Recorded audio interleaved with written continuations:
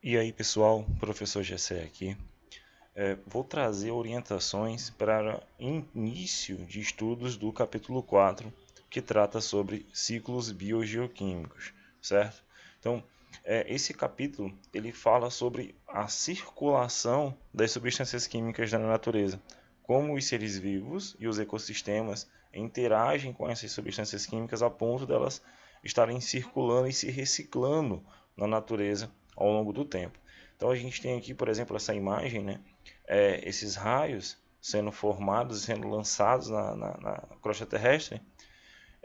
Diversas substâncias usam, né, desse fenômeno natural para serem impregnadas na superfície da Terra. Além disso, temos a respiração dos seres vivos, temos os processos de fotossíntese, dentre a decomposição, tá? E a liberação de combustíveis fósseis, né? A queima de combustíveis fósseis, melhor dizendo. Tudo isso está envolvido na circulação de substâncias na nossa atmosfera. Então, essas informações são básicas, apenas para vocês darem início, tá bom, aos estudos de vocês em casa na parte teórica. A gente vai ver nesse capítulo a circulação dos elementos químicos na natureza e as alterações nos ciclos biogeoquímicos, certo? Porque esses ciclos eles acontecem de forma natural desde aí o surgimento da vida na Terra. Mas as alterações causadas pelo homem, certo? As implicações que o homem causa, como a poluição, o desmatamento, as queimadas, a liberação de gases poluentes por meio de vários processos, como o uso de automóveis e as indústrias, alteram esses ciclos que são naturais, certo? Essa reciclagem de substâncias. A gente tem aqui um desenho representativo, está nas primeiras páginas do capítulo 4, certo? E esse círculo aqui, ele mostra basicamente o que a gente tem, tá? de substância química circulando na nossa atmosfera e às vezes a gente nem percebe, tá bom? O melhor exemplo que a gente tem nesse cantinho esquerdo aqui, que é o ciclo da água. A água ela está aqui na parte da hidrosfera. Quando ela recebe calor, ela evapora, formam as nuvens, né, por evaporação. Depois, com a diferença de pressão, vai ter a precipitação, que são as chuvas, e a água volta novamente, né, além de ir por solo, para poder interagir com a matéria na natureza e os ecossistemas, ela volta ainda, né, para os oceanos, rios, lagos. Então, esse aqui é um ciclo de uma substância química, no caso é o ciclo da água, tranquilo? Na nossa atmosfera, ela é rica em gás carbônico, rica em oxigênio, rica em nitrogênio, e esses materiais eles circulam na nossa atmosfera, principalmente por meio da respiração e pela fotossíntese, que é o processo de alimentação e nutrição das plantas. A fotossíntese, por exemplo, aqui, como está ilustrado, tem o gás carbônico sendo coletado e o gás oxigênio sendo liberado, sendo produzido. Não só as plantas, né? A gente sabe também as algas no ambiente aquático, os plânctons, eles fazem, né, essa reciclagem do gás carbônico e a transformação dele em oxigênio, além de várias outras substâncias que estão envolvidas. Na produção de matéria orgânica, a gente tem, por exemplo, a decomposição.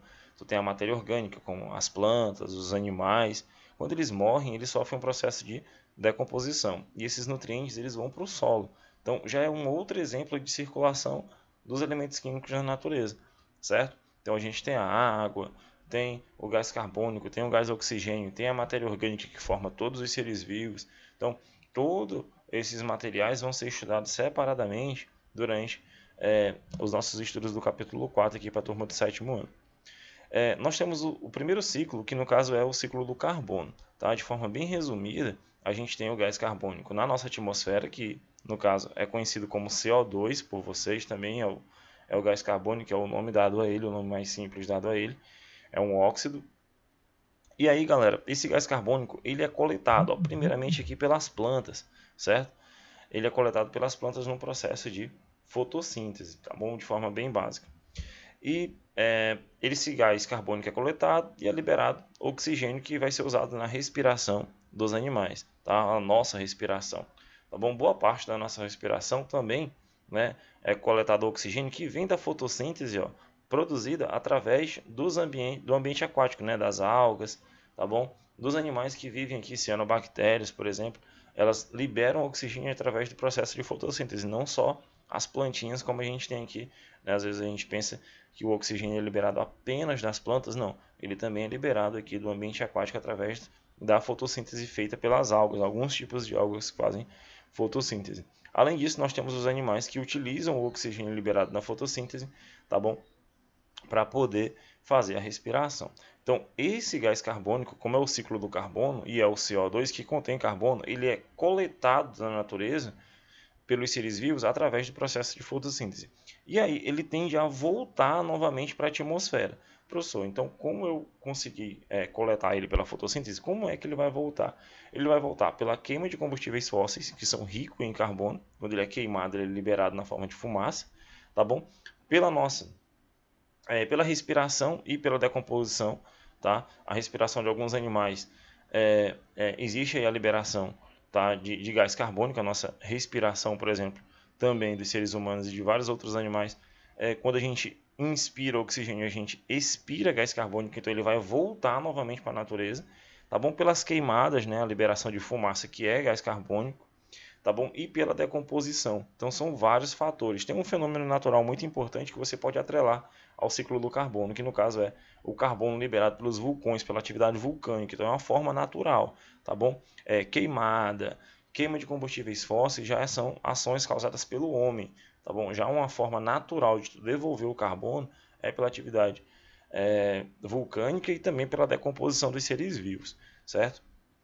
Então, o carbono está na atmosfera, vem pela fotossíntese, é coletado e novamente volta, né, para a atmosfera pela respiração, queima de combustíveis fósseis, queimadas, atividade vulcânica, dentre outros processos.